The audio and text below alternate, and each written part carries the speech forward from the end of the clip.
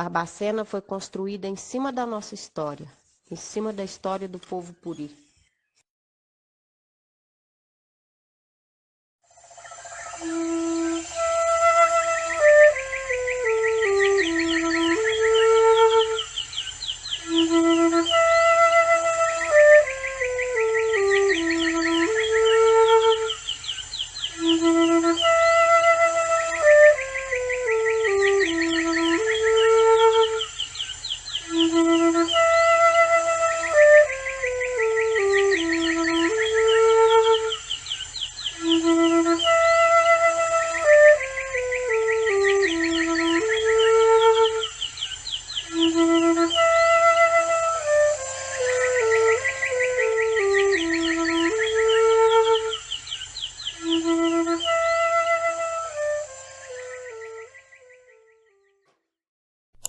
Situada na mesorregião mineira do Campo das Vertentes, Barbacena possui cerca de 125 mil habitantes, sendo referência na Zona da Mata.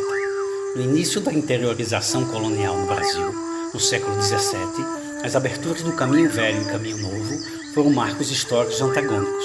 Primeiro, pela busca de riquezas minerais pelos bandeirantes, que gerou povoados que se transformariam nas cidades atuais. Segundo, pelo enfrentamento em proporções desiguais com os indígenas que habitavam o que viria a ser o Brasil. Entre os séculos XVIII e XX, a história dos povos originários e tradicionais afrodescendentes desapareceu dos registros oficiais, favorecendo imigrantes europeus. A historiografia da região, as chamadas obras castras, foram produzidas sem pesquisa metodológica e sem fontes primárias. Essa história oficial, eurocêntrica, ainda que referencial, tem sido questionada por pesquisadores contemporâneos, que revisitam o passado e propõem novas interpretações.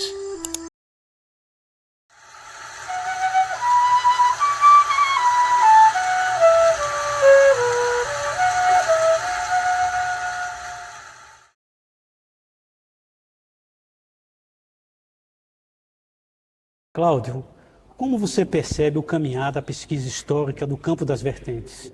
E no que isso influenciou a história e a historiografia da nossa região?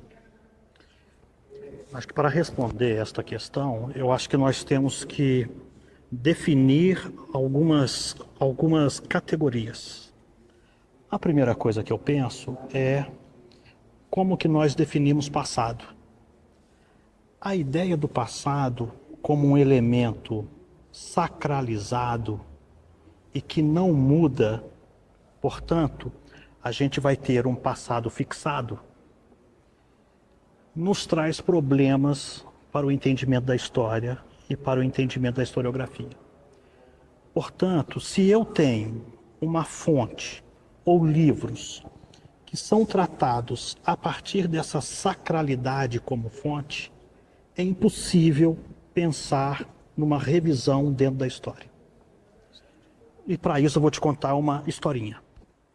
No teatro grego, tem uma peça de teatro chamada Édipo Rei.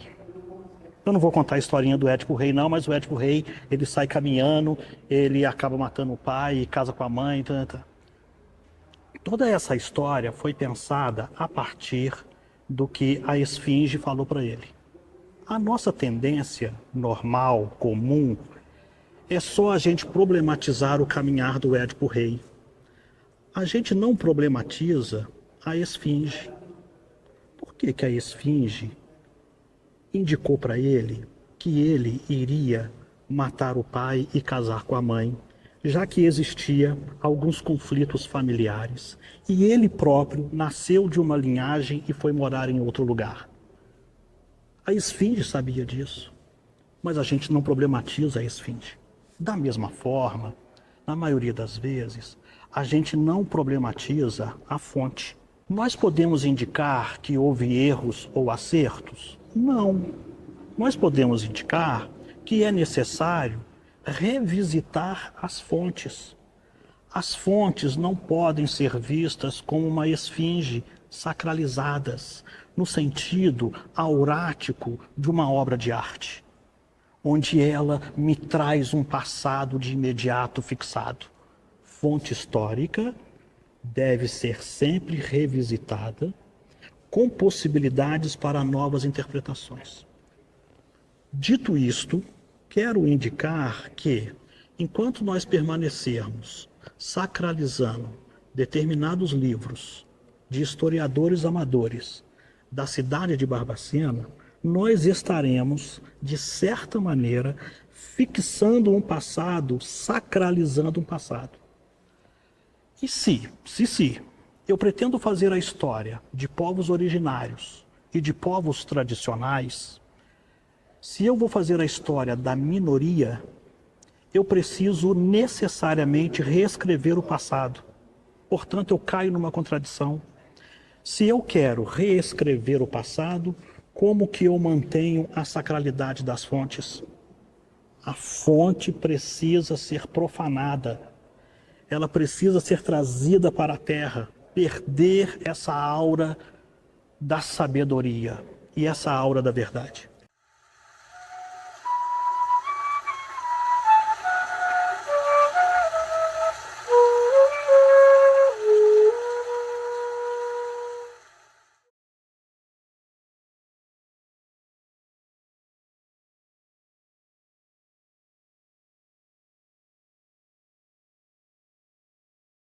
Nós sabemos que essa nossa região foi descoberta pelos bandeirantes, que o principal a chegar aqui foi o Fernão Dias Paz Leme. Me fala um pouco dessa época de que Barbacena começou a surgir na história. Precisamos primeiro falar sobre Fernão Dias, né? Nosso bandeirante maior, né? Ele é um homem muito viajado, inteligente, experiente, né? Já tinha chefiado, né, e organizado várias bandeiras, um homem rico, né? Até que as bandeiras eram feitas por ele mesmo, por toda a dispensa e de custos, era com ele, organizou tudo e resolveu descobrir Minas Gerais, né? Foi com a bandeira dele que houve a provocação maior da divisão da região, que não existia a comunidade mineira, né, naquele momento. Não existia a intenção de desmembrar as terras de São Paulo. Aqui era considerado uma comunidade paulista. Eram os Campos de Cataguás, a região de São Paulo, capitania de São Paulo.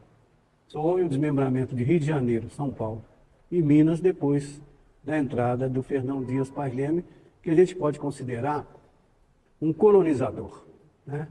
Nenhuma bandeira dele falou-se de ouro. Ele era governador das Esmeraldas, ele queria descobrir as Esmeraldas, uma coisa que ninguém ainda havia realizado. Então, organizou uma expedição com mais de 1000 pessoas e teve a sorte de ser acompanhado pelo filho dele, Garcia Rodrigues Paz Leme, que naquele momento tinha 17 anos apenas.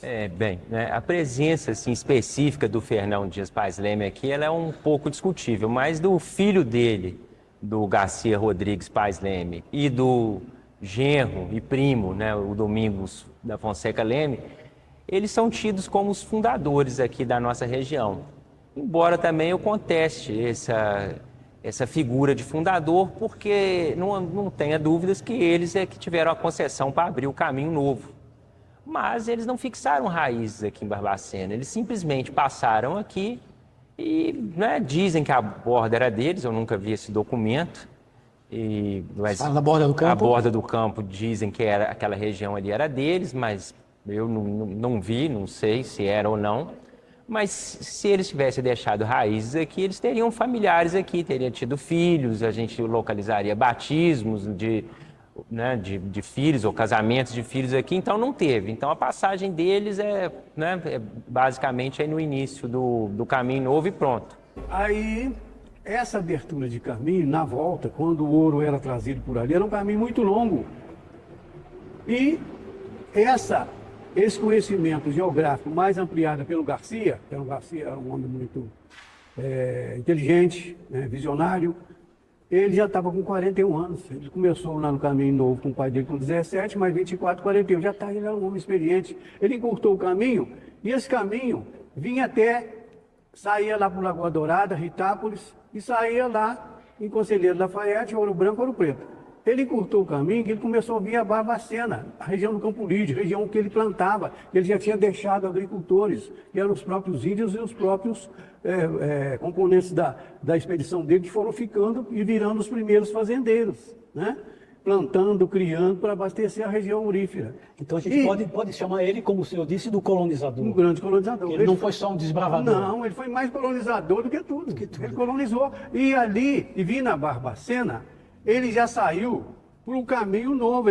O caminho novo começou de Antônio Carlos, região de Campo Lídio. O primeiro trecho foi de Antônio Carlos a Ouro Preto, depois de Ouro Preto ao Rio de Janeiro. O primeiro trecho foi assim.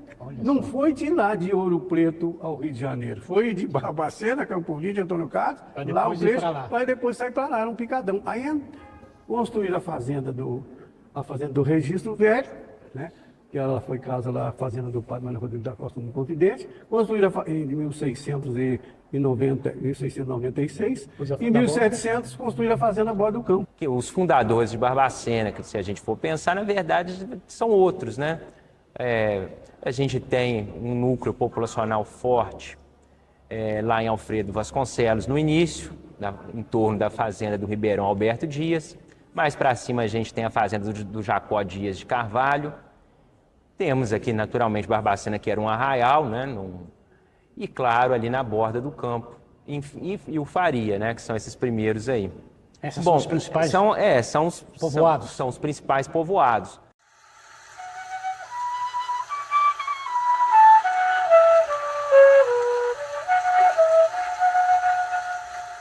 A questão aí dos índios puris eu acho interessante. Até agora o artigo, né, que o João Paulo publicou no nosso anuário do Instituto Histórico, ele revelou um dado bem interessante. Quantos índios constam batizados ali?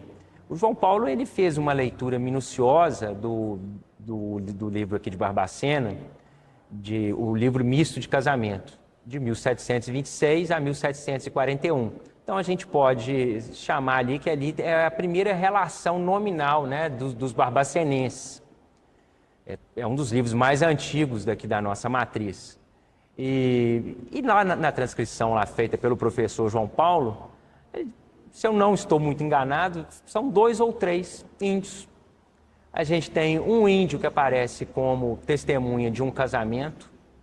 Nós estamos aproximadamente em que época você poderia situar? De 1726 a 1741. Eu estou falando da primeira geração de barbacenenses que teve algum registro documental. Então, com base nesses documentos, eu encontrei apenas 3 índios. Mas até então, eu tinha localizado apenas uma índia, com base nas fontes anteriores que estavam acessíveis, né? Que são alguns livros que foram digitalizados pelo Family Search. Então, lá no Family Search, né, você pode manusear os livros digitais, não todos, da matriz, e dentre lá os que estão acessíveis, eu encontrei o batizado de uma índia em Alfredo Vasconcelos. Que foi um dos núcleos que você Em 1768, dos núcleos. Lá agora, no artigo do professor João Paulo, teve uma índia casando, a única índia que aparece lá casando, a Perpétua, que era o nome dela, até lembrei aqui, ela era escrava do Alberto Dias. O que me leva a crer que, na verdade, não havia, né, um pouco romantizada essa história, né? Se tivesse tanto índio aqui, eles teriam aparecido mais batismos, mais casamentos. Então, né, o que cabe destacar aqui da área são esses 2 registros aí. A gente se fala muito na história de apagamento, de esquecimento, de afastamento, né? Documentalmente falando, a história indígena em nossa região é precária, entendeu? É praticamente nula, é como eu estou te dizendo. Cadê esses índios que não foram batizados, que não se casaram? Se eles estavam aqui, então eles não se converteram. Então não deu certo o trabalho dos jesuítas. Ou eles foram para outros lugares ou se sentiram assustados. Não deixaram registro quase nenhum, a não ser esses poucos atos. Então, porque se a história oficial fala desse aldeamento com os jesuítas eram muito rigorosos. De coisa de documento, tanto que até o Marquês de Pombal manda eles embora depois. Manda eles embora, sim. Então, essa falta de documentação é estranha. É estranha. É estranha. Poderia ter sumido documentos? Não sei. Ou mas, não foram mas eu ainda juntados? acho estranho esse número tão baixo de indivíduos indígenas registrados na matriz de Barbacena. Esses índios foram expulsos do Rio de Janeiro, do litoral, pelos índios tupinambás, que eram os índios ferozes, como outros também foram expulsos pelos índios mais ferozes e mais fortes. Subiram a serra, vieram para Minas Gerais através da serra na região ali de Resende, subiram a serra do Parque Nacional do Itatiaia, até o nome Itatiaia quer dizer o lugar das pedras pontiagudas, e por ali eles foram aumentando a população, subiram a serra, se adaptaram bem ao clima frio, vieram a Pouso Alto, em Engenheiro Passo, que é uma comunidade ferroviária hoje, e subiram a serra do Parque Nacional de Itatiaia, que é um parque tombado em 1932 pelo Getúlio Vargas e tudo mais, e vieram para a região que descobriram os campos. Os campos das vertentes. Os campos das vertentes. Ali eles tiveram o lugar ideal para começar a agricultar. Eles foram os primeiros índios agricultores, porque eles começaram a viver na borda do campo. Talvez até a falta de resquícios documentais aqui na matriz pode ter sido em decorrência disso. Eles se afugentaram, né? À medida que para cá foi tendo um afluxo de pessoas, né? Embora que não tivesse ouro, já era uma área que já possibilitaria assim, assentamento, agricultura, né? Era um pouso de tropeiro, né? Era uma boa área para isso, com boa ligação. Então, talvez eles até se afugentaram por isso, porque é nômade, então eles não estavam tão assentados aqui, não havia um assentamento, embora eu tenha algumas desconfianças, algumas suspeitas. Lá para aqueles lados também do Faria, igual a gente estava falando, a gente percebe que tem muita pedra quebrada e muito muro de pedra, né? Segundo uma tradição oral, lá quase não havia trabalho escravo, então, e aquelas pedras, elas já foram, quando os portugueses chegaram, as pedras já estavam quebradas. Então, talvez ali pode ter sido até alguns pontos de assentamento, mas aí dizer que tinha uma aldeia, né, ou uma redução na linguagem jesuítica, né, igual eles gostavam de chamar.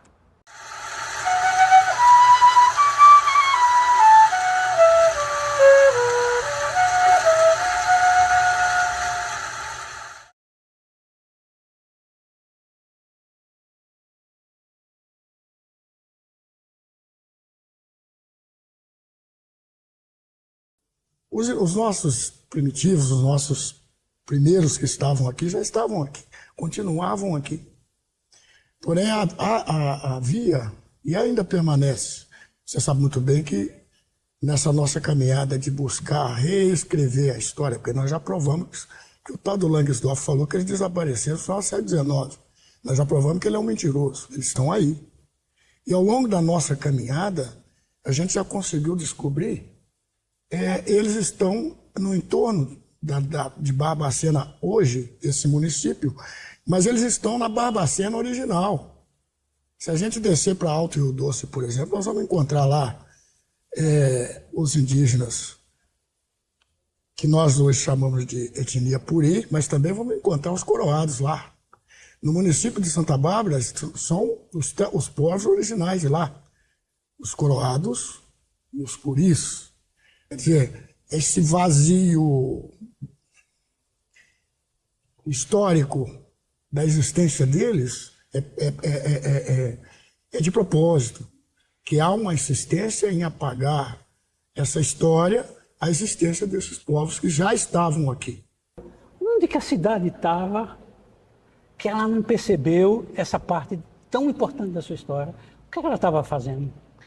Ela estava pautada numa teoria eurocêntrica, né? O importante é tudo que vem da Europa, né? Tudo que vem do homem, né? Que é essa visão eurocêntrica, o homem branco, né? E esses povos originários e os tradicionais, eles eram desvalorizados, eles eram muitas vezes esses próprios quilombolas não queriam, e os povos indígenas, eles tinham vergonha de se identificar como indígenas. Como você vê essa vergonha que eles tinham? Seria uma questão só econômica? Não, é uma questão social, cultural, de uma imposição eurocêntrica que foi colocada na sociedade brasileira desde sempre. A gente teve a teoria do embranquecimento. Então, a gente pode pensar, por que na região dos candendês a gente tem tanto povos, né, população italiana chegando, se apossando dessa parte? Com a conivência da União. Isso, com a conivência da União, e esses povos quilombolas não tiveram esse acesso a políticas públicas. Então, assim, é uma teoria, infelizmente, né, desde o século XIX que a gente teve, né, de embranquecer a população. Então, tudo que era povos indígenas ou os povos quilombolas, negros, tradicionais que sejam, eles deveriam ser apagados. E aí essas pessoas, elas mesmas se apagavam, elas tinham vergonha, né, de se identificar como tais.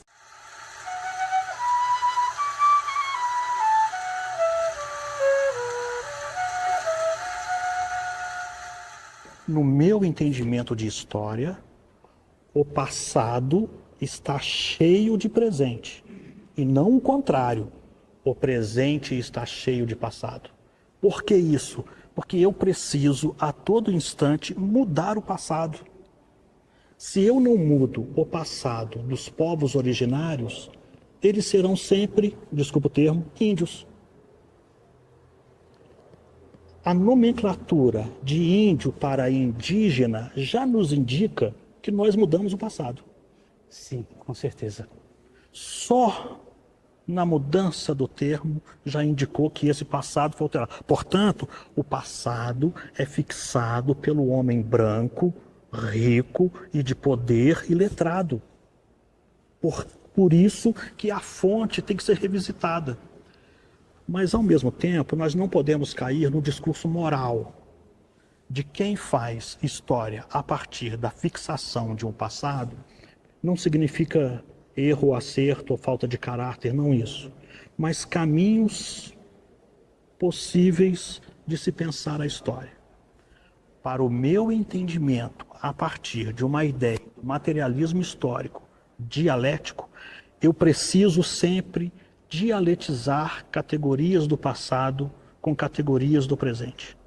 Cláudio, aproveitando toda essa sua colocação, nós estamos vivendo em Barbacena um momento de retorno ao passado, mas um retorno ao passado que procura fugir um pouco das chamadas obras clássicas, que vem de encontro um pouco ao que você está fazendo. Nós temos alguns símbolos literários, históricos da nossa cidade, que viveram numa época em que eu não tinha acervo, eu não tinha nem fontes primárias. Como que fica essa história que a gente tem que dessacralizar? Como dessacralizar essa história? Eu preciso revisitar o clássico associando outras possibilidades de fontes. Nós tivemos uma grande discussão no final dos anos 80, com a aproximação do fim do século. Nós tivemos uma reviravolta no fazer ciência. E nós tivemos uma reviravolta no próprio campo da história. Antes, a história estava atrelada ao campo da antropologia, a partir de uma ideia de vestígios fixados, estão fixados no tempo. E isso, de certa maneira, foi rompido um pouco. E hoje a história está mais próxima da literatura. Partindo do pressuposto, olha que loucura, partindo do pressuposto de que, da mesma forma que eu construo narrativa, eu também construo história. Portanto, qual a diferença da literatura para a história? O retorno à fonte. O que diz que eu estou fazendo história ou que eu estou construindo um pensamento para a historiografia é como que eu olho a fonte. A discussão que eu preciso ter é uma discussão conceitual, quando eu estou fazendo história, da diferença entre a ideia de vestígio e a ideia de rastro. Vestígio se assemelha a uma ideia aurática da obra de arte. Você, quando na frente de uma tela, de um quadro ou de um filme, que você tem um espanto, que você tem um gozo intelectual a partir do belo ou a partir da feiura, esse elemento aurático já te remete a um determinado passado para entendimento daquela obra de arte. O vestígio tem esse lugar. Vestígio e aura eles pertencem à mesma moeda. É o inverso. Já o rastro. O rastro, não necessariamente o elemento está presente. É pelas fontes que eu vou tentando descobrir o que me resta. Certo. O resto é aquilo que sobra. O resto é aquilo que excede. Se ele excede, o resto me dá o todo. Entendi. Portanto, eu não posso pensar povos originários. Eu vou mudar minha fala. É limitador pensar povos originários somente a partir da ideia de vestígio. Os distritos de Padre Brito, Antiga Ilhéus e Ponto Chique, Antigo Candendê, situados em Barbacena, região esquecida da história oficial do Campo das Vertentes, exerceram um importante papel em nossa história. Redescobertos no início do século XXI, são territórios de remanescentes indígenas e quilombolas. Padre Brito é o nosso último reduto indígena, tendo à frente a cacique Geni Trindade como matriarca da comunidade Puri.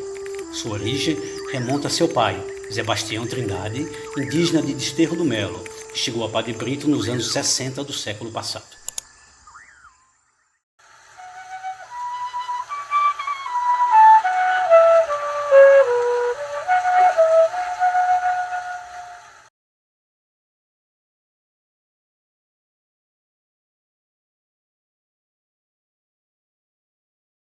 Geni, a gente podia começar falando há quanto tempo a senhora mora aqui em Padre Brito?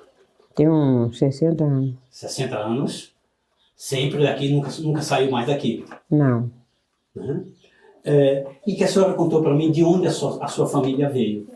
Capela Nova das Dores. E onde que fica isso? Eu nem sei, porque foi no meu tempo. Quando eu entendi, eu estava morando aqui no campo.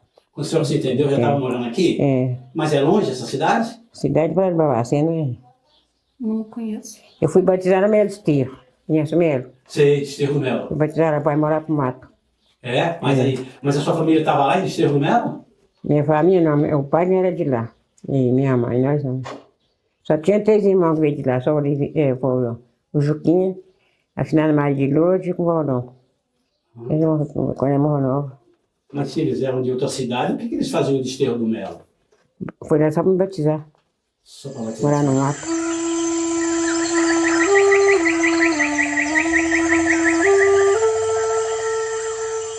Isso. E quantos deles que vieram para cá, para sua família? De lá para cá, foi só os 3. São os 3? Só, o resto foi tudo que era aqui mesmo. São todos vivos? Morreu tudo, eu tenho 3 irmãos. É, o seu Juquinha foi que faleceu aonde? Aqui mesmo? Aqui mesmo. Isso. Tem muito tempo? Ah, nem sei contar, tem Uns 2 uns anos. 2 anos. Ele Uns faleceu 2 em anos. Barroso. É, morreu lá. Barroso, né? Ele tá no... Eu chamo no asilo. Ah, no asilo. Como foi o início da vida da sua família aqui em Padre Brito? Foi muito difícil. Difícil. Trabalhar na roça, para aqui para ali, porque passava fome, que não tinha serviço para os irmãos, né? Trabalho lenheiro. E como que veio parar aqui? A senhora falou do seu pai, que veio por aqui, né? Vem andando pro mundo, andando por aqui, para ali, pedindo morada os outros, dava um ranchinho aqui, um ranchinho ali, para fazer aquelas casas de pau a pique, para morar. E depois mata.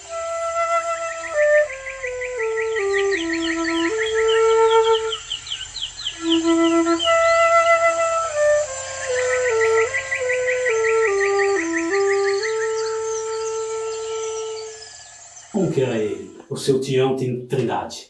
Caçava, E sumia. sumia, ficava 3, 4 dias pescando. Mas assim, só isso? Trabalheira, roçava pasto, picava lenha, desbotava corgo, fazia isso tudo. Mas além dele trabalhar, como que ele era? Ele era bom para a senhora? Ele era Ele não era boa engraçado? pessoa, não. Ele era boa pessoa. Era boa pessoa? Tem quantos anos que ele morreu já, dona Geni? A gente tem mais de 20 anos. Mais de 20 anos. E residia aqui ainda? Vivia, morava aqui. Morava aqui, né? Uhum. E a sua mãe? Minha mãe também morava aí, ela trabalhava na roça também. Junto com ele? É, E como que era ela? Parecia com a senhora assim? parecia. Bonita? Era. Eu sou feia também, tá velha. Ela foi bonita, E eles se davam bem? se dava. Quantos filhos eles tiveram? 9. 9 filhos. Todos moravam aqui? Morava. Depois esparramando por um lado, por outro maneira. Isso.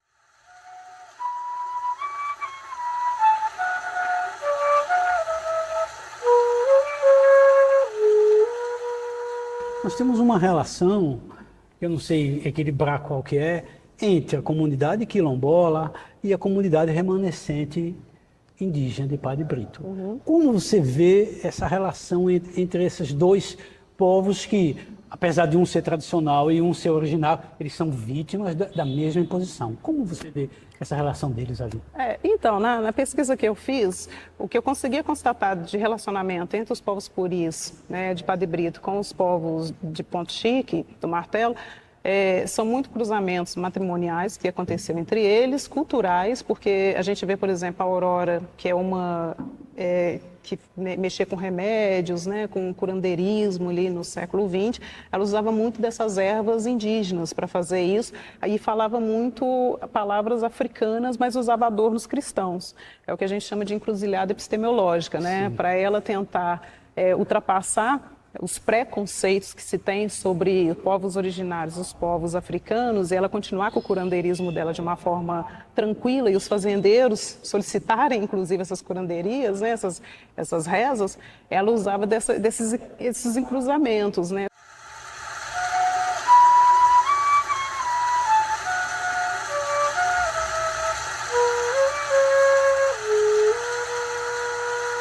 O primeiro registro documental que se tem do termo Candendê, na verdade era Cadende, né, que está nesse registro, foi de um mapa geográfico que foi feito pelo Instituto Histórico e Geográfico de Minas Gerais em 1895, ou seja, no pós-abolição. E aí, nesse mapa, a gente consegue ver um território chamado Cadende, né, que com o passar do tempo a gente acabou chamando de Candendê, ou eles escreveram errado, né, na época também, e ao lado dele a gente tinha um outro território chamado Sítio dos Crioulos. Ao redor desse território que consta nesse mapa, a gente encontra várias fazendas, inclusive fazenda da família Safortes de um lado e muitas fazendas da família Moreira Campos do outro. E entre elas tinha uma fazenda chamada Fazenda das Três Pontes. E dentro dessa fazenda existia uma outra comunidade também negra chamada Sítio dos Crioulos. Então, o que nós chamamos hoje de Candendê, na verdade, é uma comunidade formada por vários povos, né, descendentes de povos escravizados, comunidades negras, que foram se aliando em relações matrimoniais, de compadrio e até mesmo de alianças para resistirem a estar naquele local.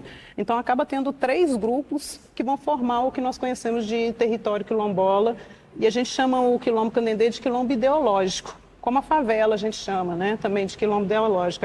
A Beatriz Nascimento, que é uma historiadora, é ela que traz esse termo para nós. O quilombo ideológico seria um quilombo quando você traz 3 significados.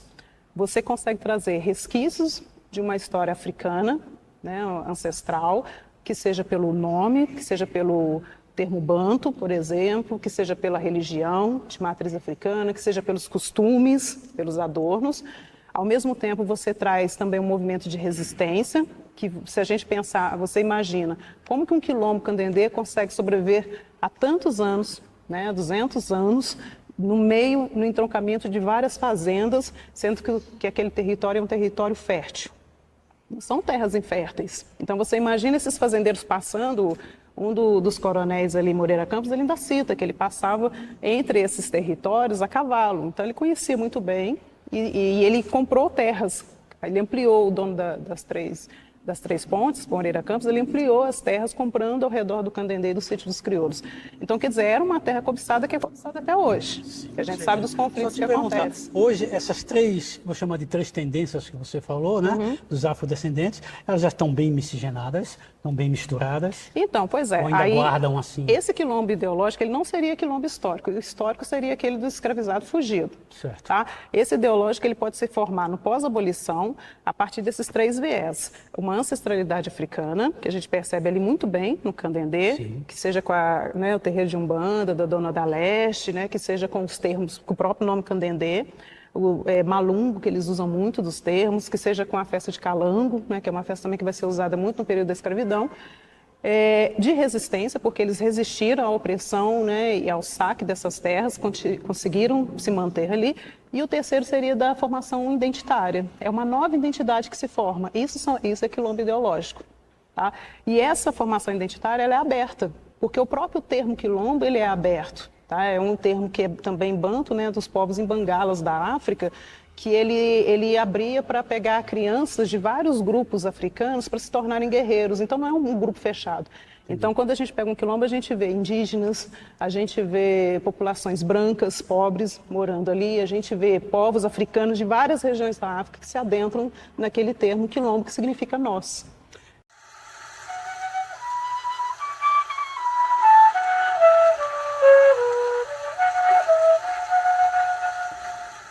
Se eu penso em povos originários, em povos tradicionais, eu acho que tem 3 categorias que devem ser basilares para a escuta desse povo.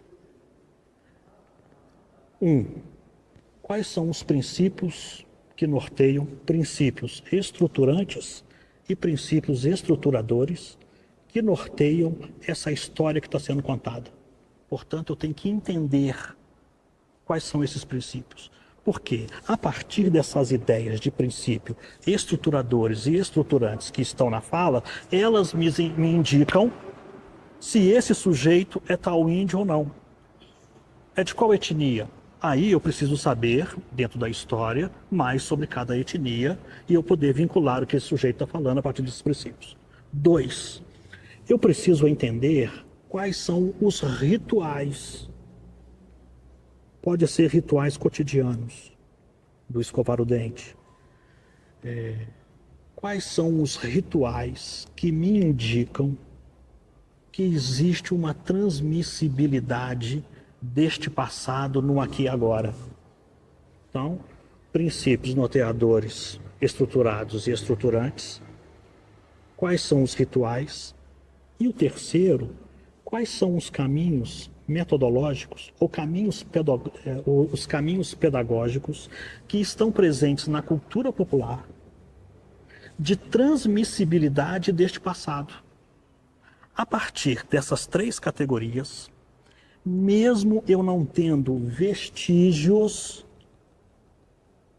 mas eu tenho a memória, eu preciso entender como que eu avalio essa memória. Eu acredito, que é o que eu faço, que essa memória é a partir desses 3 princípios. Portanto, é na materialidade do cotidiano, do povo originário, na sua reprodução ampliada da vida, que esses 3 elementos devem estar presentes. E eu, como ouvinte, e com o meu olhar, eu preciso perceber que eles estão me indicando qual é o passado deles.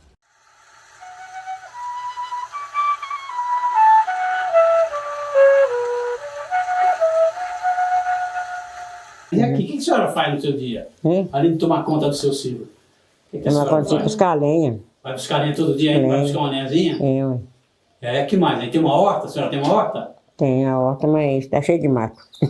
Já está quente.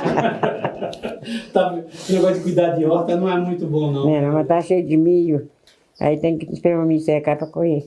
Agora é um assunto difícil agora. Como é que a senhora conheceu o seu Ciro? Esse bonitão que é seu marido aí. É porque eu vim andando pro mundo, né? Você veio andando dos Rosas. Dos Rosas vim aqui pra usina, Serra João Ferreira. Eu morei sem render em casa. O pai vinha fazer compra aqui, aí conheci ele. Mas conheceu ele como assim? Porque ele ia na venda. Ficava lá só cercando? Ficava lá sentado na venda, na esquina. Aí eu conheci ele. Mas ele chegou para conversar com a senhora? Como é que foi? Seu pai deixou ou ele ficou desconfiado? Não, deixou. Deixou? Era boa gente, é? No começo, não. No começo, não? No começo não deixou, não, né? Não, depois demorou muito? Ele foi pedir em casamento? Pediu. Ele é daqui, de Padre Brito? Como que ele é? Ele é daqui. É daqui mesmo? Não é indígena, não, com a senhora?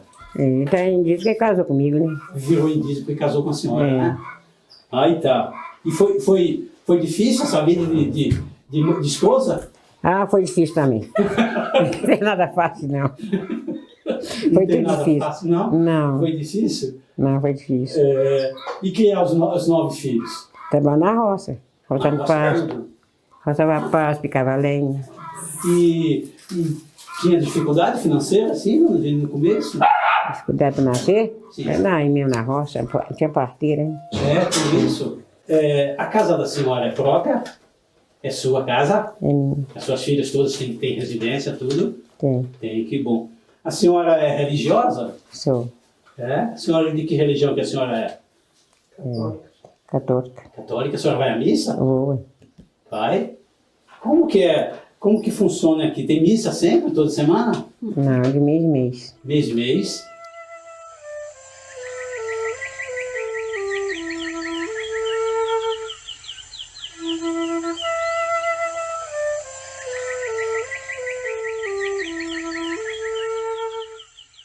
Eu ouvi falar aqui que a senhora gosta de futebol. Eu gosto de comprar meus netos, né? É? Como que é essa história do Barcelona aí? Barcelona? É da Itália lá, da Espanha? Não. Onde que fica É da esse time do Espanha, não, é Barcelona? onde? Sei lá. O Barcelona começou em Padre Brito, né? Daqui pra lá. Barcelona começou em Padre Brito? Padre Brito. Depois que foi para lá, para a Espanha, né? É. Eu vi um vídeo da senhora invadindo o campo, com uma bandeira. Como foi? Esse campeão, é? Esse foi campeão. E a senhora gosta? Gosto. Mas não é por causa só do seu neto, né? Você gosta de futebol, né? Não, eu gosto de futebol. Quando eu já tô jogando, eu vou, mas quando a gente fora, eu vou, não. Não? Cruzeiro, Atlético, nada disso? Não, não vou, não. Flamengo, só Não, Barcelona mesmo? Só Barcelona mesmo. Só Barcelona. Flamengo é nosso lado. É? A senhora é vaidosa? Vaidosa, como você fala? Se a senhora gosta de se arrumar, Eu gosto, ué. É? Eu queria a senhora com a unha com as feitinha, unhas feitinhas, tudo aqui. cabelo Cabelo arrumadinho. arrumadinho. Gosta de um pó. Gosta de um pó de arroz, é? Gosto. Eu vou ciumento? Perfume. Hein? Vou ciumento? Quem? Seu filho é ciumento? Ah, não adianta ciúme, não. Não sei ciúme, nem é o dele. Ele nem ouviu. Ah, é pra lá, que tinha lá. Ciumento, pai? Fazer o que ela, tá vendo? Não, nada, não precisa não.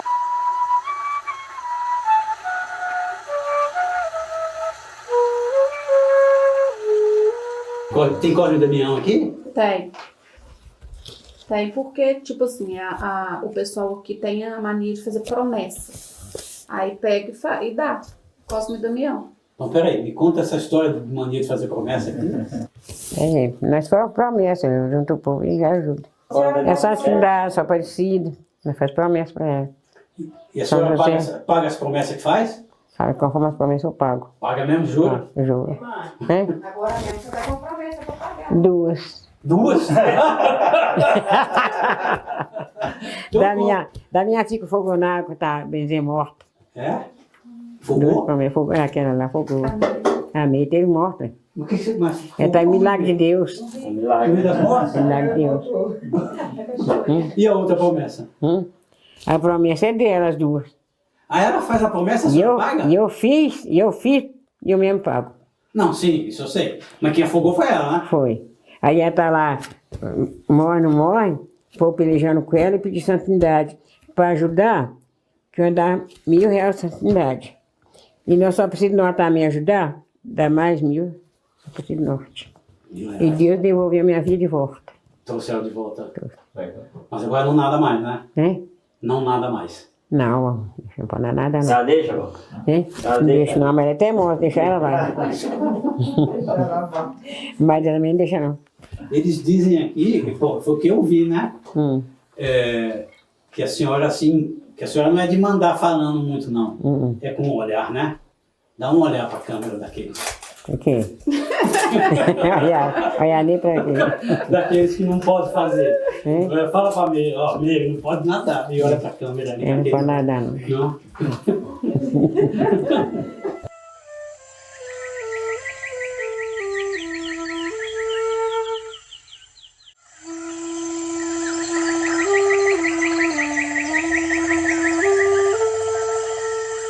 Você me remeteu um pouco aos saberes e fazeres de uma comunidade tradicional ou originária, né?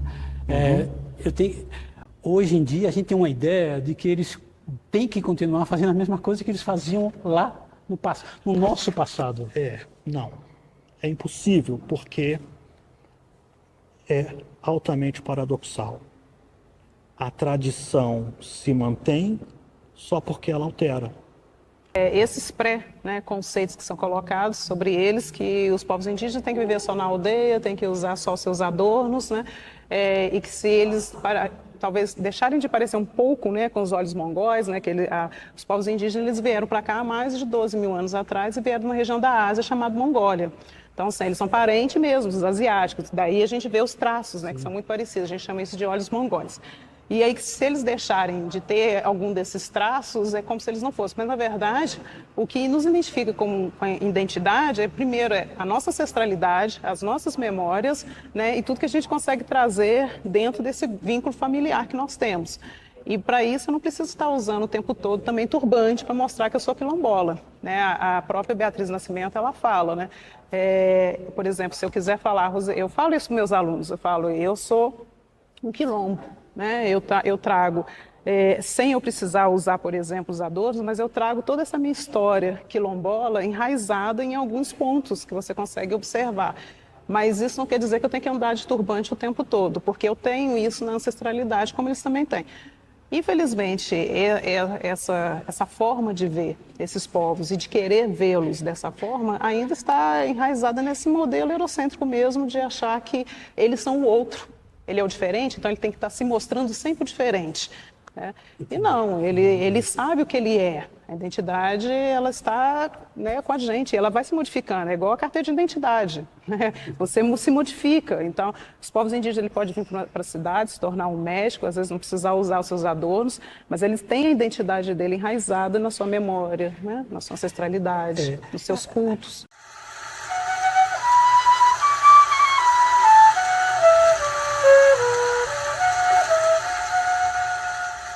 De cultura indígena, o que a senhora faz assim? Eu? Nós em casa criança fica com remédio de horta. Hoje não, hoje é farmácia, neto.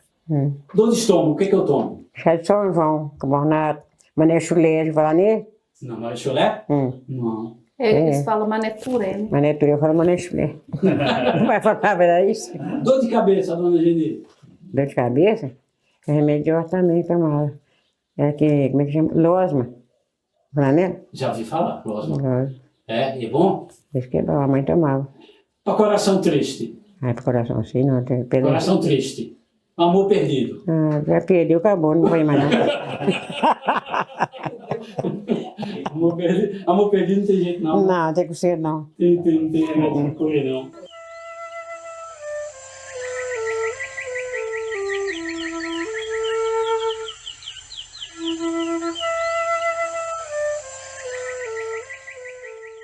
O pai da senhora mexia com ervas? Mexia. Sabia fazer cura? Conta um pouquinho disso. A cura dos irmãos da senhora que ele curava. Quando ele envenenava, ele dava, que não falei, era maneira de chulé com carbonato. Mas o que é que ele fazia? A cobra mordeu, o que é que ele fazia? Benzia e tinha o banho que eu esqueci o remédio. Qual era o banho? Como que era o banho? O banho fervia, era sal, cinza e punha uma raiz que eu arrancava no mato e banhava a cobra, o cachorro. Banhava a gente. E, quando ele envenenou com mandioca. Tem uma mandioca brava, né? Mandioca assada. Alguém comeu, foi? Oliveira com garilha e comeu. O Juquinha estava no serviço que já assou para comer, que não tinha modo de comer. Tem uma criança que tinha de comida. Aí já assou mandioca comeu, que o cara estava morrendo. Aí o pai pegava, ia na horta correndo, que me vale, minha santidade, porque teve fé com a santidade, que vai me vale, minha santidade, meu filho está morrendo. Aí buscava a horta no mato, lá na horta. Mané chulé, fervia com carbonato, e as bebês imitavam aquilo tudo. Comeu uns negócios no caminho lá, né? Foi aquele negócio que não esqueci o quê. Foi... Esse negócio do campo que você pera. Pera do campo. Comeu pera do campo, Não vinha nada de solinho buscadinha para fazer como.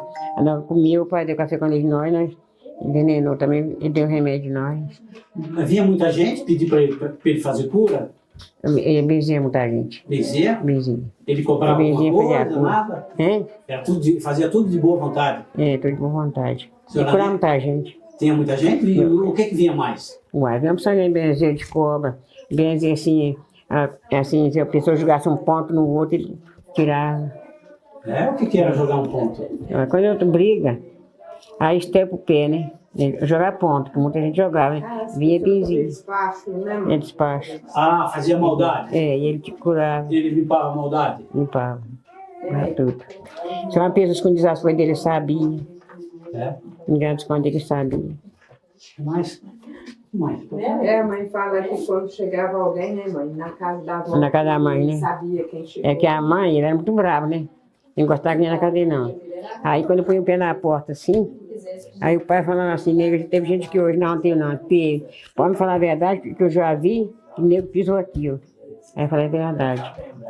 Aí eu sei que o pai era uma pessoa assim, benzia todo mundo.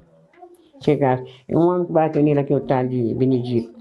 Quebrou a cabeça dele, ele benzeu ele. A senhora tinha uma irmã que conhecia muito de erva, não tinha? Minha irmã conhecia. É? Ela faleceu há pouco tempo, não foi? Não, muitos anos. Tem muitos A anos? outra é Margarida, né? Minha irmã. Eu também conhecia a avó. As Margaridas. É.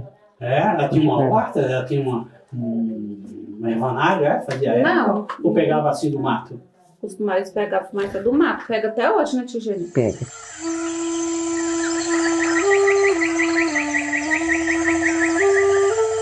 O pai da senhora caçava muito? Caçava tatu, matava onça.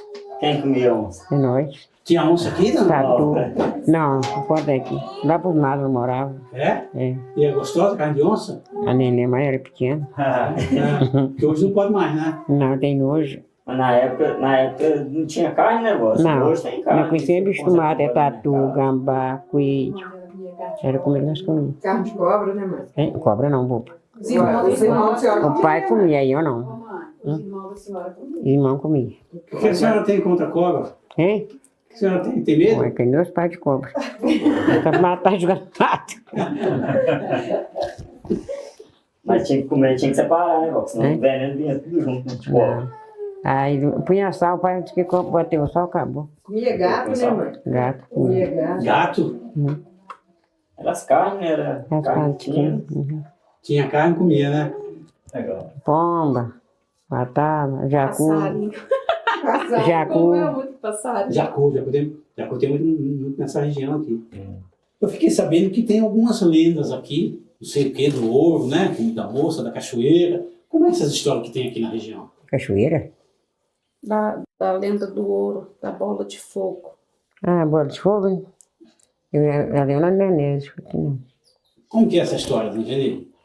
A gente passa uma bola de fogo na Nenésio, no primeiro copo. Mas aqui não. Ô, tia Geni, tem a lenda de uma... Como é que é o nome daquela árvore ali, no terreno do grilo, que chora um neném lá? E como é que é essa lenda que tem lá? Tem lenda do menino que chora? Não, tem uma criança que chorava lá, no meio do vale. É, mas nunca aparecia criança? Não, não via criança, não, via só choro. É mesmo? E o ouro? E esse ouro aí, Bia? Mãe do ouro? É. O Renatinho contou a A história. mãe do ouro só vê a roda passando aquele fogo assim, não é, Renato? É, contava É, ué. as histórias, né, que a gente ficava andando escondendo na rua. A mãe do ouro é uma roda de Não fogo. levava a gente embora. É. Porque eu pensei até que ia lá desenterrar esse ouro aí pra mim. Mas aonde? Não sei, ué. Aí, meio do qual que você acha ouro? Vai lá que eu vou ficar.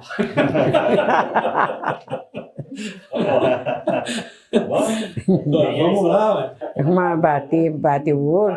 É? Tem que ter bater, né? Tem que bater, né? É. O pai falava de tirar ouro. Mas meu irmão era pequeno, o João. Aí ele falou que ia ser pagão, para tirar ouro, que é bom, é criança pagão, né? Para tirar ouro. Deixa crescer e virar pagão. Que o ouro gosta de pagão. Mas aí quando deixou o menino crescer, o espírito pagão quase matou ele. Aí batizou o menino. Tá, entendi, imaginei. É, ué. Me fala um pouco assim, a casa que a senhora construía aqui antigamente de adobe. Como que era fazer o adobe aqui? Um adobo? Ué, põe cavocar a terra, joga água e massa o barro. E faz adobo nos caixotinhos assim. É? Tem cá do Zé Maria. Rodado de dois adobos. Do Zé Maria, meu genro, tá guardado em casa até hoje. E não faz mais não? Nós paramos de fazer. Por quê? É melhor comprar bloco agora? Eles tá achando mais fácil comprar bloco. É. E a senhora acha isso ruim? Perdeu uma tradição? Alguma filha sua sabe fazer adobe? Sabe. Foi a senhora que ensinou? Ensinei, tem duas assim mesmo, aquela ali faz, ó. Aquela ali faz, a Miriam faz, a Maria faz. A Zeca faz. Por que não volta a fazer adobe? Tem casa aí feita só de adubo nas três. É, tem uma casa aqui só de adobe aqui na rua, né? Tem, ué. Bem embaixo.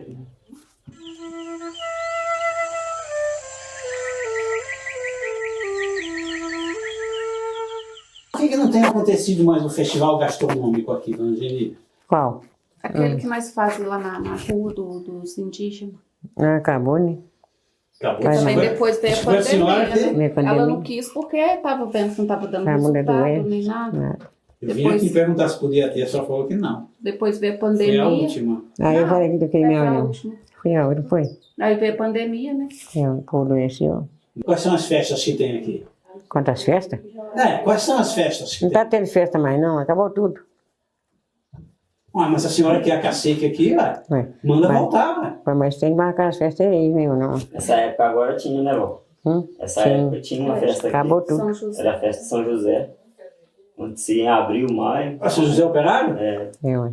Aí acabou. Ué, mas dizem que a senhora manda prender, manda soltar aqui, ué. Manda prender o quê? Não, tô dizendo assim, por que a senhora não manda a festa voltar, ué?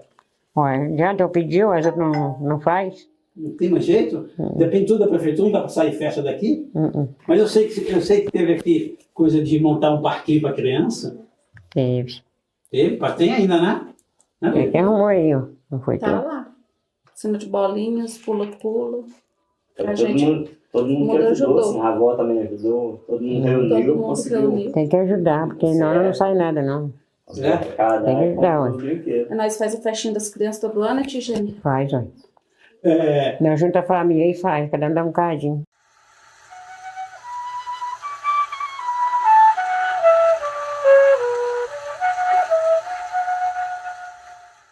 A linha férrea foi obra do grande engenheiro Mariano Procópio Ferreira Lage, né? E o Dom Pedro II. Eram muito amigos e eles precisavam movimentar o Segundo Império, fazer uma coisa diferente que o Primeiro Império não tinha conseguido fazer. Nós temos um intervalo muito grande da vinda de Pedro I para Pedro II. Pedro II vem inaugurar a linha férrea, não é isso, professor? Vem inaugurar a linha férrea. Mariano Procópio Ferreira Lage, que é o Mariano Procópio Armon, que é descendente da família Armon. Então ele foi um dos responsáveis pela linha férrea? A criação da linha férrea foi Dom Pedro II e Mariano Procópio Ferreira Lage, que inclusive foi o primeiro administrador, o primeiro governador, como é que a gente fala? Mas o Mariano Procópio também foi o autor da estrada da União Indústria. União Indústria também esteve ligado sempre à estrada de ferro, rodovia ferrovia, que ele viajou o mundo inteiro, o mundo civilizado, foi aos Estados Unidos, foi à Inglaterra. Então é um homem um pouco esquecido. Tanto é que essa estrada de União Indústria foi considerada uma estrada modelo, não só pelo Brasil, mas pelo mundo. Mas a estrada União Indústria ela foi atropelada pela linha férrea. Exatamente, foi atropelada. Atropelada pela linha férrea. Porque o transporte ferroviário é muito mais barato, né? O senhor, como Antônio Carlense, como o senhor vê a abertura da estrada de ferro-oeste de Minas, que tem o seu marco zero justamente em Antônio Carlos? O que representou para a gente essa estrada, professor? Já apresentou. O que representou para a gente? Antônio Carlos foi o mundo, né? Porque para você visitar essas cidades mineiras antigas, né, tradicionais, você tinha que pegar um trenzinho que não fosse para o mesmo lugar que o trenzão ia, que é a Estrada de Ferro Dom Pedro II. Então, a estação de Antônio Carlos é um marco zero, né? Mas é um marco histórico importantíssimo, porque quem vinha do Rio de Janeiro, esses personagens todos da história do Brasil, não só Dom Pedro II, ele descia do trenzão e pegava o trenzinho no dia seguinte, porque surgiram 2 hotéis lá para abrigar esse pessoal importante. Então tinham hotéis importantes num lugar tão pequeno, né? Porque eles vinham do trenzão e pegavam o trenzinho. Mas pernoitava lá, saiu de manhã para ir para Tiradentes, para São João del Rei, né? Esses lugares todos. E só era possível fazer através do entroncamento de Antônio Carlos, né? Aí vieram Barbacena. E essa qual era a base da economia naquela época ali? Era muito boa, porque naquela ocasião surgiu, né, o grande pioneiro Manuel Carlos Pereira de Andrade, que é o Major Neca Andrade, né, que nasceu aqui em como é que chama ali de Serra de Bitipoca, Conceição de Bitipoca, né? Ele é sobrinho do padre Manuel Rubio da Costa. Esse homem, ele foi o grande pioneiro da cidade, ele criou laticínios, né? Ele começou a produzir, então, queijos finíssimos, inclusive, nessa ocasião, surgiu o leite condensado, né? E fez uma grande plantação de frutas europeias, maçã, pera, uva, marmelo, fabricou vinho, fabricou suco de uva, bagaceira, que é uma bebida feita da pele da uva, que é mais forte do que a cachaça. Que representou para a nossa região a linha férrea. Não só para Antônio Carlos, mas para Barbacena, Padre Brito. Nós tínhamos uma estação em Padre Brito também, né? Tinha da Oeste de Minas, né? Da Oeste de Minas. O trenzinho que você chamou. O trenzinho, Então, só foi possível essa grande movimentação econômica por causa da ferrovia. Então, Antônio Carlos progrediu muito, que era Assis na ocasião, depois foi o distrito de Bias Fortes, que era o primeiro distrito de Barbacena. Só houve possibilidade dele se exportar essa mercadoria toda, porque ele tinha um meio de exportar, tinha um meio de levar para vender em outras praças. Aí teve fábrica de bombom, de bala, curtume, fábrica de sabão, né? Tinha a Feira do Gado, que vinha do norte de Minas e vinha para cá. Ele aqui era vendido para ser abatido em Juiz de Fora, no Rio de Janeiro. Professor, se a estrada de ferro oeste de Minas trouxe tanto progresso, o que representou para o nosso município de Antônio Carlos a erradicação da linha?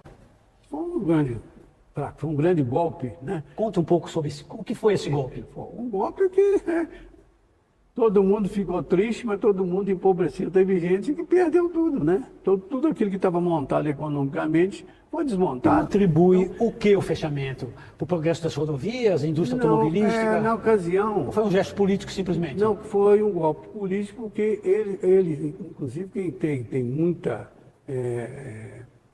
aproximação disso foi o Tancredo Neves. O Tancredo Neves era muito falante, né? Não estou culpando ele só, né? E ele acabou dizendo que a linha era deficitária. Mas uma estrada de ferro que servia toda a população dessa região, inclusive, num dos temas aí fala sobre por que Padre Brito decaiu. Todo mundo, não foi só o Padre Brito, não, para onde passava a ferrovia, decaiu tudo por causa do fechamento da ferrovia. Eles só viram assim, é deficitário, então vou fechar. Então não viu que aquela comunidade vai desaparecer. Aquela história Padre Brito e outra, foi tudo desaparecendo.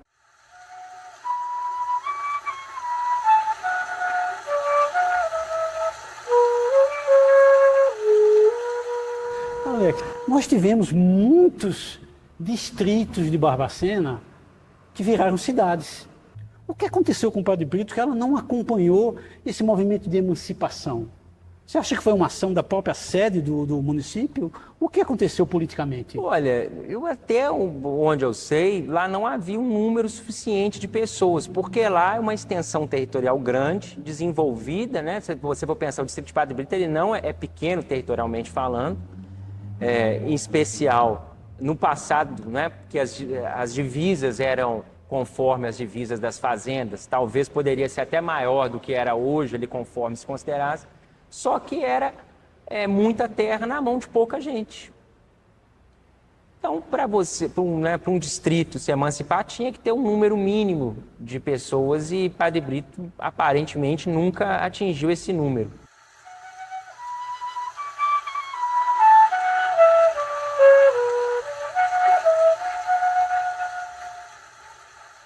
Por volta de, acho que foi em 1930 ou 15, que Ilhéus se transforma em Padre Brito. Como foi essa transformação? De onde veio o nome de Ilhéus e depois de onde veio o nome de Padre Brito? Tem duas versões, né, do nome de Ilhéus. Tem uma, né, que até o Altair Savassi fez um artigo sobre isso, ali foi uma região povoada por açorianos. É provável? Talvez, porque tiveram muitos açorianos que povoaram aqui a nossa região, até no início da colonização. A gente vê várias famílias vindo para cá, em busca, né, do ouro. pode ser que tenha sentido. E também pode ser que tenha aquela outra versão, que Ilhéu ou Ilhota, né? É uma ilha pequena. Então, ao longo do Rio das Mortes. por conta lá do Vale do Rio das Mortes, ter algumas pequenas ilhas ali, pode ser que seja esse o nome.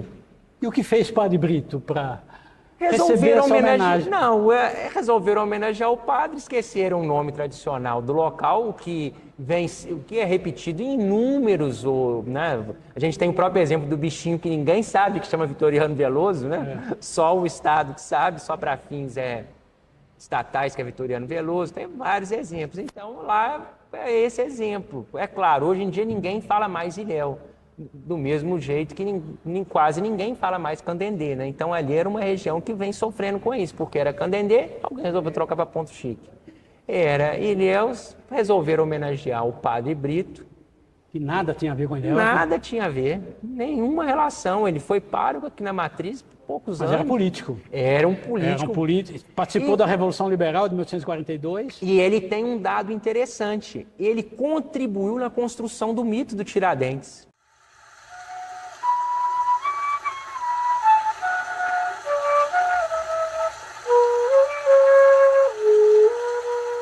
Por exemplo, se a gente pegar os italianos, eles já vieram aqui com terras demarcadas, faixas de terra já doadas, pré-determinadas, família tal, lote tal, família tal, lote tal. Se você pegar um pouco de conhecimento de leitura das escrituras, devido a processo de benefícios previdenciários rurais, eu pude descobrir o lote 1 da Lavrinha, que é lá no Mendonça, lá na divisa de Antônio Carlos Safortes com Barbacena, próxima à fazenda do Registro, e ela está na Lavrinha. Então você vai curtindo, cada família ganhou seu pedaço de terra, até no Violetes, que é fronteira com o quilômetro do Santo Antônio do Morro Grande. Então essa parte de fundos aqui, da Cerâmica Bonato, Ciulim, Sericícola, é tudo terras que foram doadas. Essa parte aqui do Santa Teresa, há bem pouco tempo eu descobri que abriu fundo ali da Avenida Sanitária, aquele vazio ali no próximo ao cemitério, havia produção de rosas. E o pioneiro da rosa aqui são os italianos. Vieram já com terras doadas, assim, lote tal para a família tal. Assim também foram os japoneses. Sim. Né? Sim. E terras que originalmente foram extirpada, tirada. Terras como que se não tivesse donos, né? Se não tivesse donos. Nós sabemos que o capital sempre impõe, o capital reprime, o capital extirpa, o capital extorque e faz tudo. Então, essa história que você me perguntou lá atrás sobre a questão do poder econômico é o que o poder do capital faz no mundo inteiro com os povos originários e tradicionais de toda a humanidade.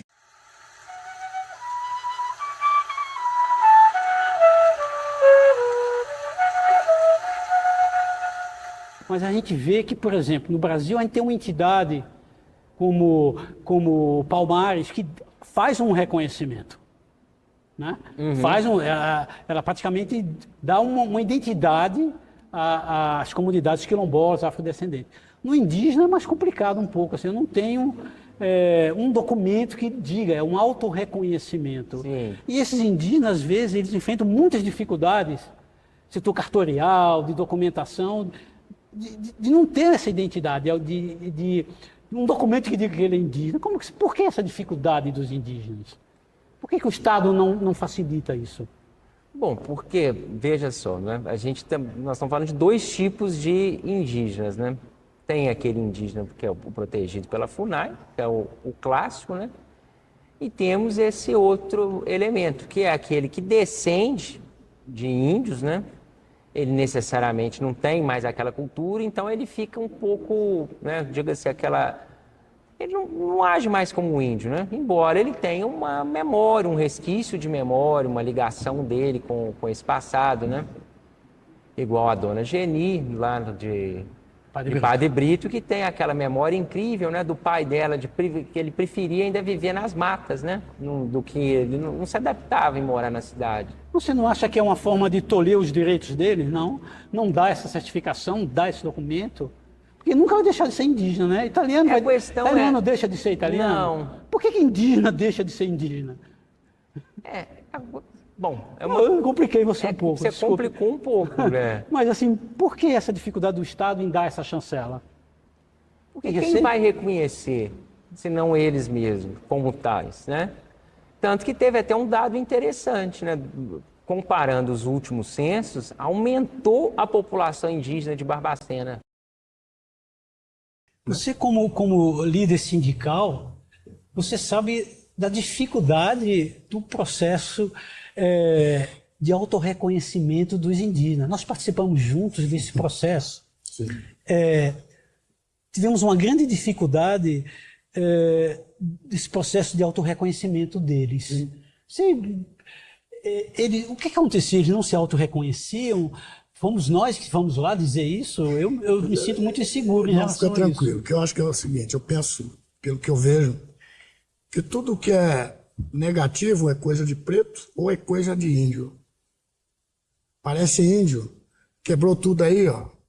Você até me lembrou isso do ICMS cultural de Barbacena, quando nós chegamos juntos no Candendê, que eles diziam, olha, não vai em Padre Brito não, Padre Brito só tem índio. Só tem índio. Aí eu falei, mas não é porque é indígena, tá, mas eu olhei para o Márcio, o Márcio olhou para mim e falou, Sérgio, pode ser que seja indígena em vez de índio, né? Sim.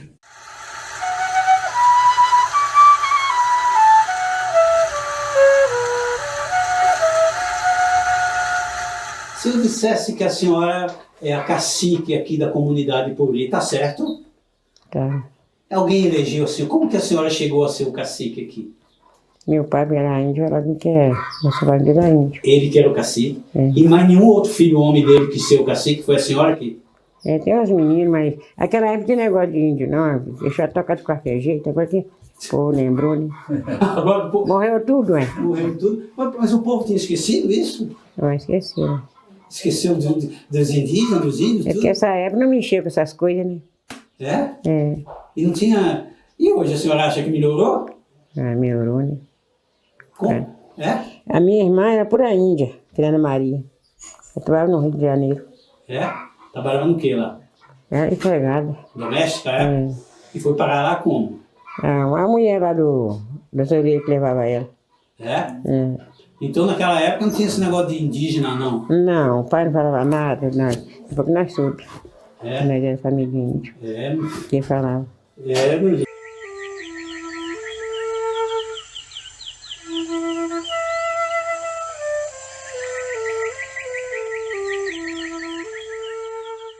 Quando que a senhora percebeu que o mundo encarava os indígenas diferentes? Vai ter muitos anos. Porque a senhora me falou que naquela época não tinha nada disso, né? Porque o pai não falava, né? Ele não falava? Veio pra cá, quem falou que era indígena. E como é que a senhora se assustou com isso? O que a senhora achou de ser indígena? Eu achei que nós era indígena, que é família índia. Mas o que a senhora achou? Não achei nada. Não achou nada, não? Achou bom? Achou ruim? Achei bom. Achou bom, né? É bom, ao mesmo tempo não é que não tá virando nada pra nós. Ué.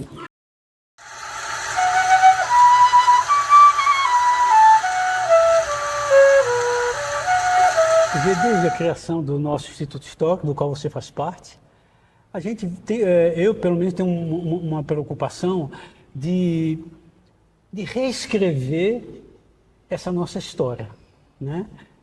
Porque existe uma Barbacena e existe uma outra Barbacena, que até hoje eu não gosto da palavra pagamento não, sabe, Roseli? Eu prefiro assim que houve silenciamento, silenciamento, né?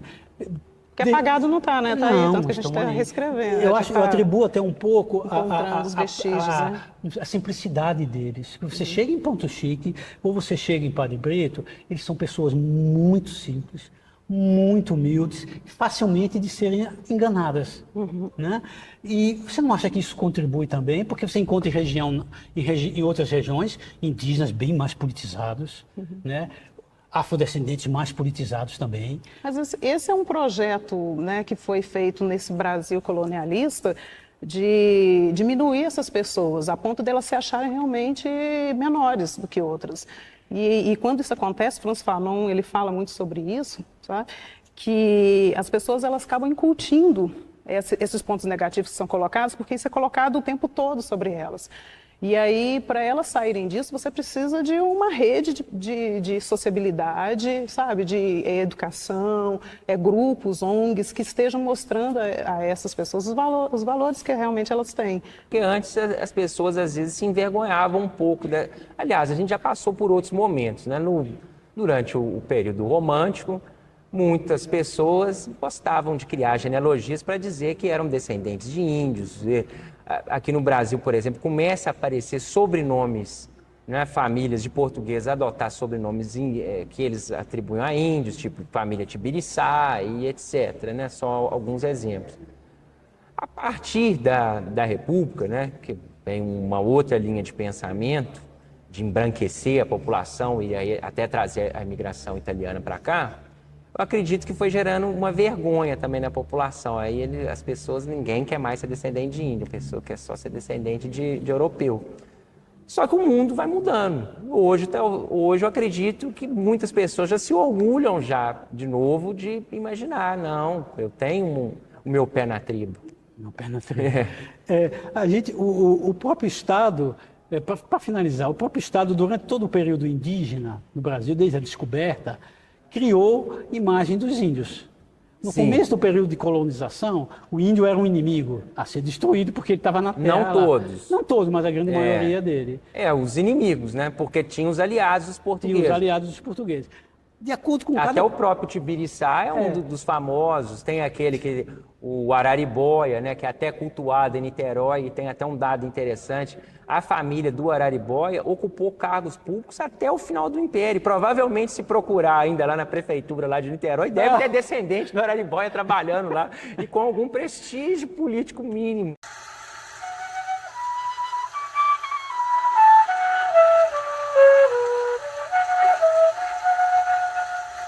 Você participou junto com a gente do processo de autorreconhecimento e participou também do processo de fundação da Associação Regional da Comunidade Remanescente Puri.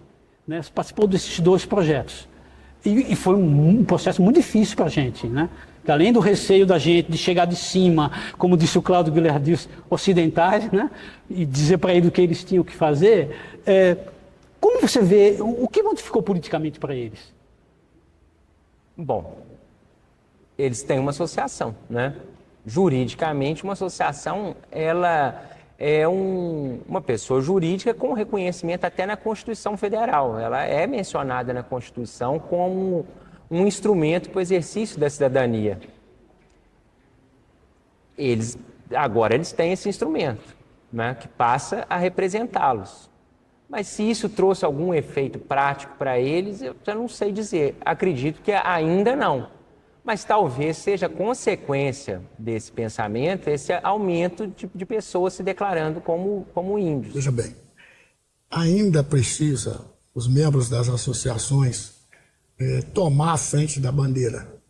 Ainda precisa. A gente ainda precisa estar lá junto.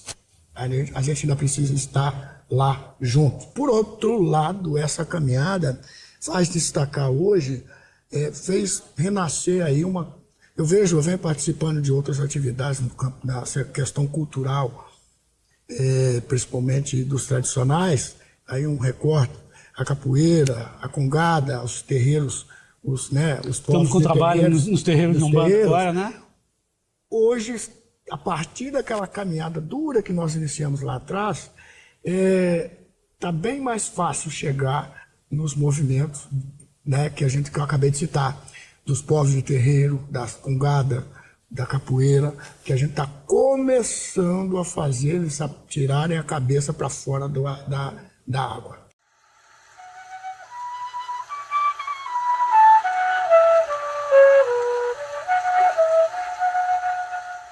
Eu tenho mais ou menos, a primeira vez que eu vim aqui, já fez quase 8 anos que eu vim aqui. A senhora acha que criar a associação que criou aqui ajudou alguma coisa? Associação? Ajudou. Ajudou alguma coisa? Ajudou. Ajudando agora, né? Ajudando agora. Mas assim, mesmo porque o município não ajuda muito. Às vezes existem leis, existem recursos que ficam lá no governo federal. Mas os municípios têm que ajudar. Em Barbacena é muito complicado isso. Né? Não estou falando que é de agora, não, já faz... Vocês moram aqui, a senhora mora aqui há 60 anos, já sabe das dificuldades. O que falta, dona Geni? O que falta? Falta vereador daqui? Falta. Como é que vai fazer para eleger um vereador aqui se não tem voto suficiente? Depende porque o povo vota aqui. Só que presidente some tudo, depois vem só quando tem voto outra vez. A senhora tem que dar só para investimento, ninguém vem cá. Tem que dar só que eu preciso de voto. Vem é para ele a gente xingar aqui, mas quando o papel nas costas só tem sujeira. E some tudo depois. Hoje mesmo, né, vó? Graças a Deus, da associação. A gente está num processo que a gente está muito esperançoso. Pode falar um pouquinho desse processo? A gente está muito esperançoso de dar certo, né, Bia? Porque a gente está abrindo as portas, sim, da associação. E com a contrapartida, uma taxinha mínima para todo mundo estar ajudando. Para ajudar no dia da manhã, eu preciso de uma cesta básica. A associação pode ajudar aquela pessoa com o recurso dela. Né? Ao invés de ter que ficar correndo atrás de um político, que uma hora vai ajudar, e ele vai ajudar muitas vezes com a contrapartida do seu voto. Então, se não tiver o voto, ele não quer saber. Não ajuda. A gente aqui é muito esquecido por isso, porque quando você olha lá, eles não olham o tamanho de Padre Brito, eles olham a quantidade de votos. Sim, por isso que eu até falei. Me parece que aqui tem 500 eleitores. Se juntar Padre Brito e Ponto Chique ali, dá 600 eleitores. Então, mais, né? Não, dá 600. De urna, que dos últimos daqui dá 400 e pouco. Ponto Chique 280.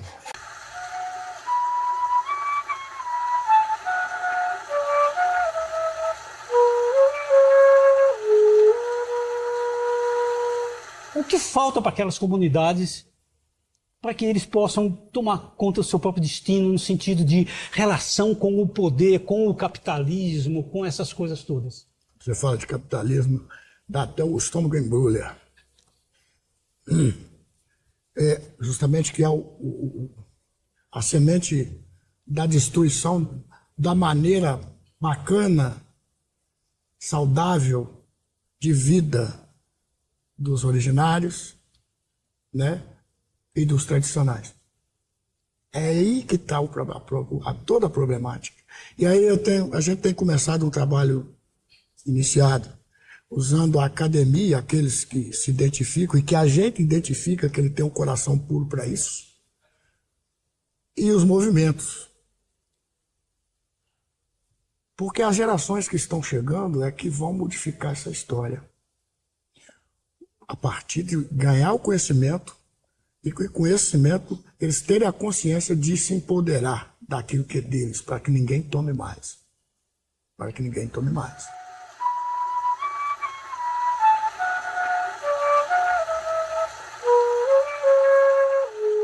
O sistema é esperto. Ele pegou o Sérgio, que é liderança das escolas de samba, e trouxe para o lado dele. Então, e eu trouxe o outro, que é de uma outra organização, trouxe para o lado dele.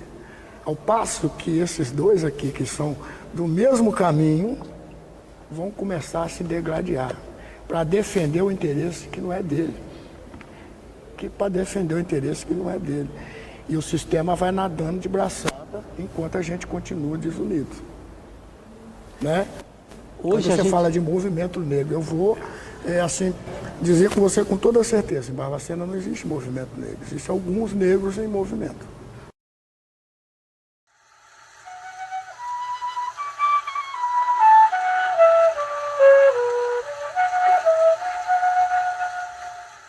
Quem ia trabalhar de lenheiro? Vai pegar lenha? Picar lenha. Pra quê? Ué, pros patrões, que os patrões chamam picarinha, é picar lenha. Nem hoje o povo pica lenha. Fazer carvão. Pra fazer carvão, é? E aqui a senhora chegou a trabalhar no carvão também? Trabalhei lá em Tutinga. Em Tutinga? É. Isso. Lá eu trabalhei. Era difícil esse trabalho? Ah, saca carvão. Tem que pegar lenha no meio do mato? Como que era isso? No forno. Tinha forno, pra pegar no forno. É? Fazer o carvão? Fazer o carvão, nós pegar no forno pra sacar.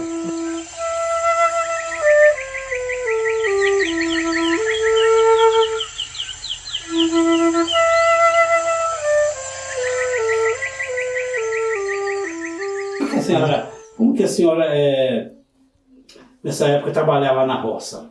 Conta pra gente como que acordava, trabalhava, voltava, como que era isso? Trabalhava, capinava a mídia, a tarefa, roçava pasto, picava lenha. Acordava cedo, como que era isso? Conta pra mim um dia. Conta um dia de trabalho seu, dona Geni. Ah, tem muitos anos de trabalho, tinha muitos anos. Mas conta pra mim como que é um dia. Um dia? Acordava meio-dia, não? Não, é 6 horas. 6 horas? 6 horas, parava 4 horas. E fazia o quê? Tinha a tarefa. Levava lanche, levava comida? Como Levava só comida, lanche não, só tinha um almoço, mas não tinha não. Não? Não. Não tinha almoço? Não, só almoço, a merenda não tinha não. Tinha não? Não tinha não, não comprava, não tinha dinheiro para comprar. Passava apertado, né? É? Era muito difícil. E foi difícil essa época, dona Geni? Era difícil para tirar, né? É. Tem que trabalhar muito para tirar a tarefa. A senhora tem filhas e sobrinhas que trabalham na roça também, né? Minha filha, tu trabalha na roça. Tu trabalha na roça? Tudo. É mais fácil hoje do que antes? Hoje é mais fácil, né? Para trabalhar, pega a tarefa, teu almoço, tira, né? Traz feijão. Agora de roça não tem não, mas de feijão, que eles tiram. Mas trabalhar direto só foi nos tomates de outro serviço. É. Tomate? Mexer com o veneno do tomate é perigoso? Eles mexem, hoje a Zeca, a Lena, a Maria. Eles mexem com isso.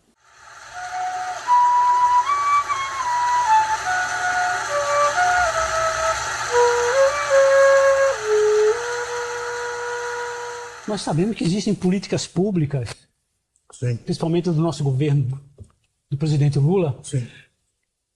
que tem uma dificuldade muito grande de chegar a esses redutos. Eu não estou nem falando dos Yanomamis que estão sofrendo um processo de destruição muito grande. Mas aqui, Padre Brito, 10, 15 quilômetros de Barbacena, essas políticas, por que essas políticas públicas não chegam, Márcio? Você está nessa caminhada, né?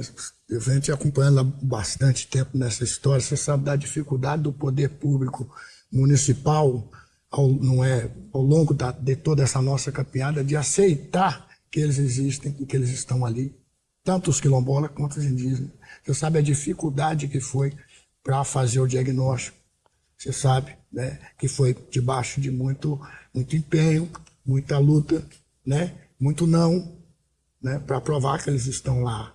Porque se o poder público local, ao longo da história, a partir da identificação, né, da criação, da efetivação, vamos pegar os quilombolas, por exemplo, que a Fundação Palmares veio na comunidade, que 5 embaixadores africanos foram na comunidade, reconheceu a comunidade como comunidade quilombola, o município já deveria ter tomado a frente da coisa para levar até eles, fazer chegar até eles as políticas públicas.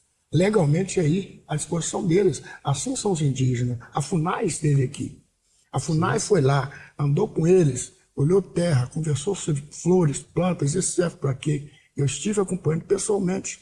A FUNAI esteve. Eu também. A FUNAI esteve reunida com o poder público local na época, mas nada. Até hoje... Nada.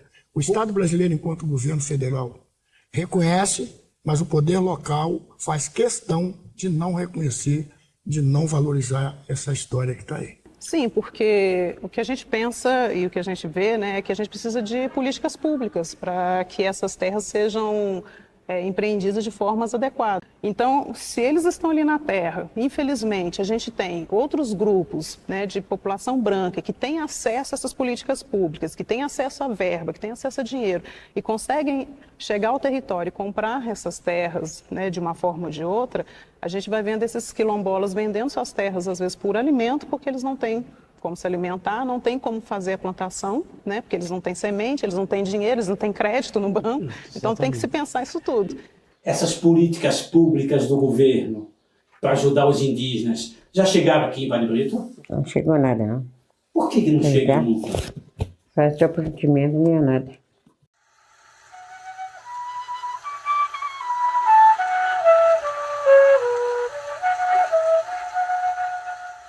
O que é que falta aqui, dona Geni? Aí falta aqui uma farmácia. O povo não tem. Não tem farmácia aqui, né? Tem não. Mas a senhora acha que se tivesse uma farmácia aqui, o comércio conseguiria sobreviver? Bom, mesmo comprar remédio. A pessoa consulta aqui, tem que esperar amanhã depois buscar remédio. Porque não tem um carro para levar um doente. Não tem ambulância. Leva o doente fica desse aqui. Mas o postinho abre todo dia? Abre. Abre? Agora tem dia que não, né? Só feriado que não. Feriado. É de segunda a sexta, né? Tem postinho? Pois é, mas dá receita. Não tem remédio? É, tem que ir na cidade comprar o remédio. Da tia precisando. Espera no outro dia? Entendi. Tem que esperar outro dia para ir para a cidade. Eu.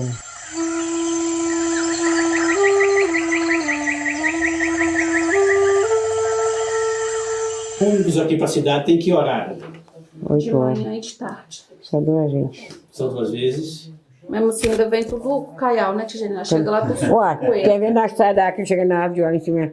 O ônibus acaba, tem que voltar para trás. Por exemplo, morar aqui e trabalhar na cidade não dá, né? Porque o ônibus chega lá que Não hora? tem condição, hein? Não tem condição. Ele não tem hora para chegar lá, não. Não tem hora, não? Se marcar um médico, fazer um exame ali para 7 horas, 6 horas, que tem condição? Perdeu. O exame tem que ir cedo, que tem carro também. Nem da prefeitura? Tem não, hein? Às vezes, eles arrumam, né? É muito difícil ter que chegar aqui. Existe muita gente passando necessidade aqui em Padre Brito? Graças a Deus, não. Não, não tem ninguém. Situação que podia dizer situação de miséria não tem não, né? Não. Se tivesse, a comunidade ia ajudar, né? Ajudava. Tivesse, Não. ajuda, né? Ajuda. É, Conhecer uma pessoa, uns ajudam os outros. porque na cidade não tem isso não, né? Aqui ajuda.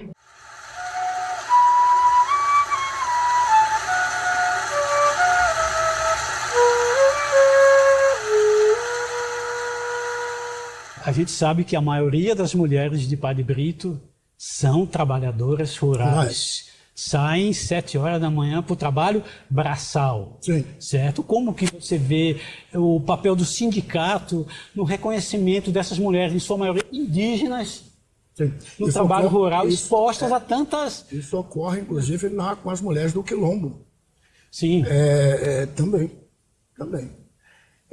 Quando nós assumimos o sindicato, foi uma das preocupações por conta das doenças do trabalho, né, ocasionadas pela atividade agrícola, que é pesada, penosa, né, que está na atual meios de produção agrícola, utiliza produtos químicos que são danosos, né, a terra muitas vezes não são planas, tem que pegar peso, andar com peso nas costas, em terra arada, né, sob o sol escaldante e por aí vai. Então, o que o sindicato preocupou em fazer, em organizar essas mulheres, que muitas delas adoeciam, não tinham direito a nada, a um benefício previdenciário, não tinham um acesso à saúde. A gente, há uns 12 anos atrás, conseguimos que a Secretaria de Assistência, por exemplo, fosse no Quilombo e nos indígenas para cadastrar as famílias,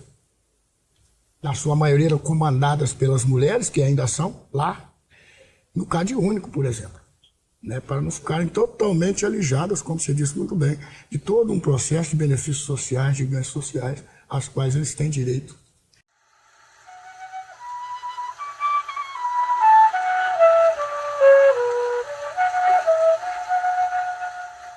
Como que é a vida aqui? Aqui, assim, se tira leite? Como que é isso? De onde que vem a riqueza aqui de Padre Brito? Sustenta essas famílias todas? Aí eu não sei de riqueza, não.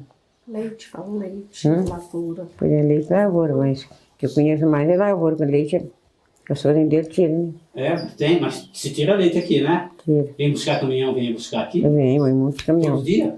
Todo dia. Todo O dia? caminhão até que é para a estrada, Por isso que a senhora acha que se melhorar a estrada vai ajudar? ajuda, ué.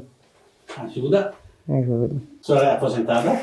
Já, Recebe aposentadoria lá? recebo. Perguntar uma coisa para a Todos os meses eu senhora. vou lá. É? Uhum. A senhora não acha que é ruim para Padre Brito, todo mundo que recebe aposentadoria na cidade já gasta o dinheiro lá? Gasto. Todo mundo gasta lá em Barbacena, né? Uhum. Ninguém gasta o dinheiro aqui, né? É. É ruim isso? O quê? Gasta dinheiro? Não, gasta dinheiro Gastar o aqui, né? dinheiro lá em Barbacena. Buscar? Aqui não tem onde gastar, né, tia Genina? porque o dinheiro Gastar lá. Tem que gastar lá mesmo. Aqui fica tudo mais caro, né? Fica nas O casas. problema é esse, o preço aqui acaba que é... Aqui tá tudo Aí você caro. compra mais na cidade... Não, compra aqui não, é muito caro. É um de economizar. Entendi. Aí, As coisas aqui é mais caro que lá.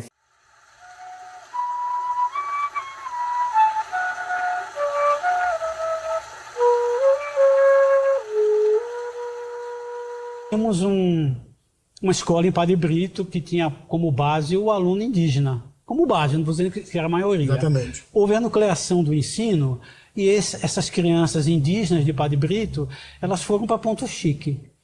Parte Ponto Chique, parte Gabriela Andrada na colônia. Na colônia. Como que fica como que você vê essa... Triste. Tirar essas crianças de Padre Brito e levar elas para outros locais? Triste. Você tirou do meio. Já é uma estratégia do sistema de destruir. Dividir para conquistar. Dividir para conquistar. É uma estratégia. Eu tiro do meio porque ele perde a identidade, ele perde a referência. Ele não vê mais a Dona Geni todo dia. Ele não vê mais a Maria, mãe da Sária, todo dia, para conversar, para fazer o que faziam quando a gente chegou lá, sentaram eles todos na beira da calçada, na frente da casa da Dona Geni, conversando no final de tarde. No final de tarde. Ele não vê mais isso porque ele sai, muitos deles, 3h30 da manhã, para vir até Padre Brito, a sede do distrito, embarcar num outro veículo para ir para a escola. Ou no Ponto Chique, na escola do Quilombo, ou na escola que é a nível do Estado, ensino médio, que é na colônia. Então ele perde essa referência. Então, primeiro que você tira esse grupo em loco, você tira ele da sua origem. Né? Eu acho que assim, independente do número de alunos, eu acho que a escola deveria ter sido mantida, mas não essa escola tradicional que a gente vê. Né?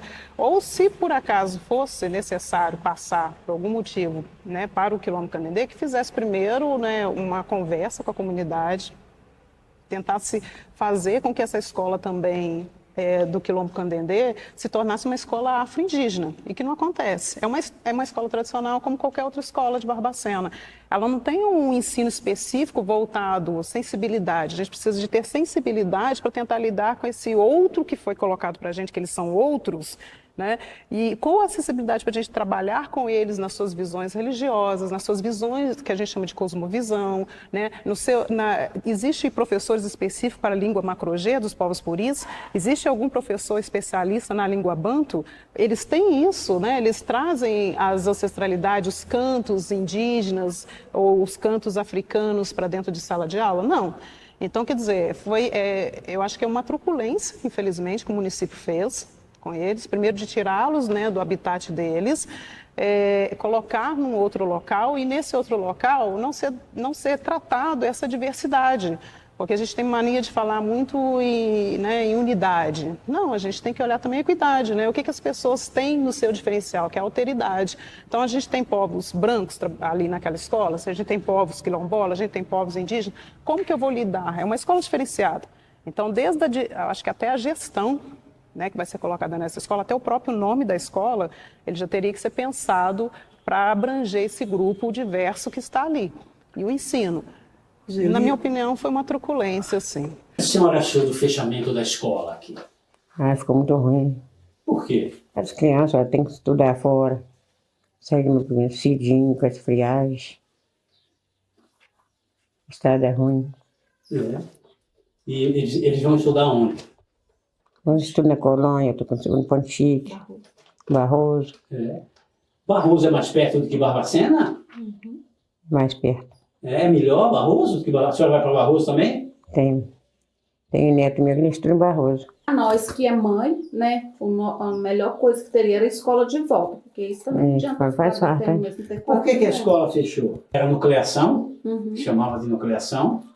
Quantos alunos tinham nessa época na escola? Aí tinha mais de 100. Sim, é porque ele fez a nucleação. A gente entende que núcleo seria o ponto central para atender todas as comunidades em volta. Só que ele tirou o centro, que é o Padre Brito, e levou para um ponto distante. Porque quando a gente fala que está prejudicando o Padre Brito, tem as crianças que têm que descer do lado do Monte Vidil, que são mais 8, 10 quilômetros, que eles têm que voltar. Os que estão estudando em Barroso hoje também é essa mesma medida. Tem que levar até no ar. 8, 10. Era 8, 10 para chegar em Padre Brito. Se é para poder chegar em Ponto Chique, já dobrou, é 20 quilômetros que eles têm que andar.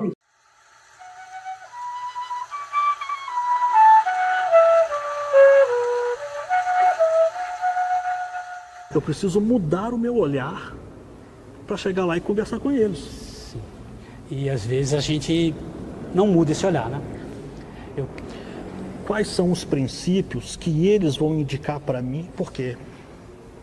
É muito simples, sempre a gente fala isso. O seu objeto de análise precisa falar para você. O seu objeto de análise te indica como que você vai analisar, mas você tem que estar aberto. Tem hora que fica muita coisa assim, quase toda reunião que a gente vai, né, Bi? Ah, vocês montam lá, vocês vendem artesanato. Gente, a cultura daqui não tem artesanato impregnado. Vamos ajudar os meninos a melhorar a agricultura deles. Pegar o tomate, pegar a moranga, pegar repolho, tudo que for ali. Vamos processar eles e embalar. Vamos trazer uma empresa para ajudar eles a fazer isso. E ajudar muito mais do que ficar ali toda vez, aquela mesma técnica. Fazer artesanato. Agora se fala... Ele tem vontade. Tem a colheita de tomate deles ali. Aí traz alguém que vai conseguir fazer uma pequena empresa mesmo, de processar toda essa plantação deles aqui. Já sai tudo processado, olha o tanto de dinheiro que poderia melhorar para eles receber. Mas não vai, toda vez é a mesma promessa. Aí você vai apertando eles um bocadinho e isso tudo evapora. O que seria melhor para cá, para Padre Brito? Tipo, em termos de... Empreendimento mesmo. Empreendimento. Assim, que envolvesse todo mundo. Falei o que eu acho assim, é a briga nossa de hoje, né? Que é os terrenos que falam que é de igreja. Com a mão de obra que é deles, que trabalha muito. Você faz as estufas aqui nesses terrenos que falam que é da igreja. E você pode entregar todo esse produto orgânico em Barbacena. É uma fonte de renda que é rentável hoje. Sim. Mas que a gente vai falar, não consegue. Quem chega aqui, não, vou ajudar vocês a estruturar as estufas, vocês vão trabalhar com produto orgânico para entregar. O Márcio acabou de mandar para a gente entrar no coisa que vem do governo federal de agricultura familiar. Aqui não tem. Não adianta.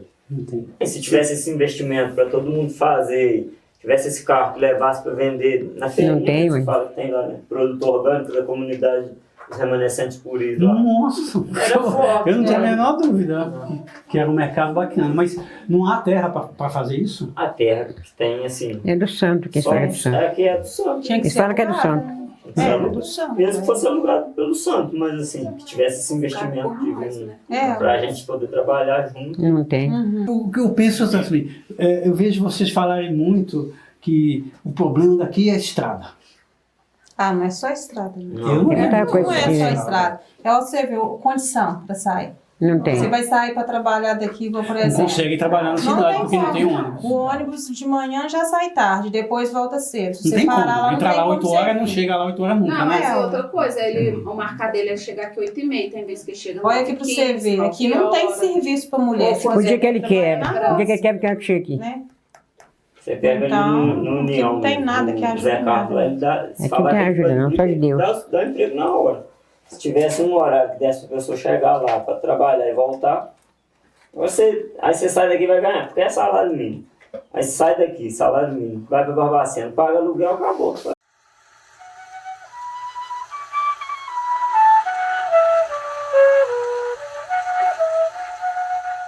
vê um débito grande do município de Barbacena com a sua própria história? Sim. Eu acho que o município ele não é feito apenas do centro da cidade de Barbacena, né, dos moradores daqui. Ele é feito dos povos originários, a princípio, que são os primeiros que estavam aí e que sofreram, né, a perda das terras, a perda da identidade, a perda da cultura, né, ao longo do processo. E esses povos africanos que chegaram, né, e principalmente que fundaram um único quilombo que nós temos aqui, né, ou seja, que tem titulação de Palmares. E que parece que até hoje são pequenas pessoas que estão tentando mostrar a importância desses territórios para o município. O que seria ideal para vir para cá, para ajudar, Padre Brito? Será que vem? Tem fé não. Não tem fé não? A fé por exemplo até hoje não veio? Fez nada aí? Assim, Barbacena não liga muito para Padre Brito, né? Não. Por quê, Dona Geni? Sei lá. É? Não sei. Ele não gosta aqui. Por lá, né? O passado fixado se assemelha à ideia de Gênesis, que está na Bíblia. Deus, do primeiro ao último dia, foi lá e criou tudo com seu dedinho. Origem é diferente de Gênesis.